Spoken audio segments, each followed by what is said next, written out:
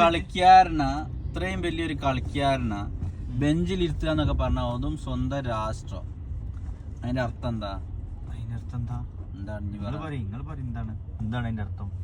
എന്നിട്ട് കുട്ടാപ്പ് ഡൗൺ ആയോ? അതിനുശേഷം വീണ്ടും ഉയർത്തെഴുന്നേറ്റ് ഓന്റെ പെർഫോമൻസ് വീണ്ടും കൂട്ടിയവന്. അവന്റെ വാശിയാണത്. എന്നിട്ട് എന്തെങ്കിലും ഇപ്പൊ യൂറോ കപ്പ് കിട്ടിക്കണോന്നില്ലല്ലോ. യൂറോ കപ്പ് കിട്ടിക്കണല്ലോ എന്ന്. യൂറോ കപ്പ് ഓനെ കാരണം കൊണ്ടാണ് യൂറോ കപ്പ് എടുത്തത് പോർച്ചുഗല്. എന്ന് അതൊക്കെ എടുത്തിട്ടുണ്ട്. ചെക്കൻ്റെ യൂറോ കപ്പിൽ മെയിൻ ആയിട്ടുള്ള കാരണം തന്നെ ഓനാണ്.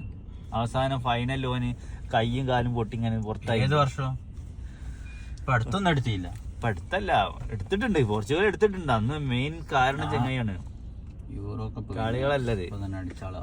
യൂറോ കപ്പ് ഒക്കെ ചെക്കന്റെ കാരണം കൊണ്ട് അന്ന് ഓൻ ഫൈനലിൽ ആകെ കാലും ഓന് നല്ല ഫൗള് കിട്ടിയിട്ട് നല്ലൊരു പരിക്ക് പറ്റി കയറേണ്ടി വന്നിട്ടുണ്ട് ഫൈനലിൽ. Winners list. അന്ന് ഏറ്റവും മെയിൻ കളിക്കാനാണ് ചെക്കന് പോർച്ചുഗലിന്റെ. സ്പെയിന്, ഇറ്റലി, പോർച്ചുഗൽ 2016 എടുത്തത്. അതന്നെ 2016 ആകെ പ്രാവശ്യം എടുത്തിട്ടുള്ളൂ. 2016 മാത്രം.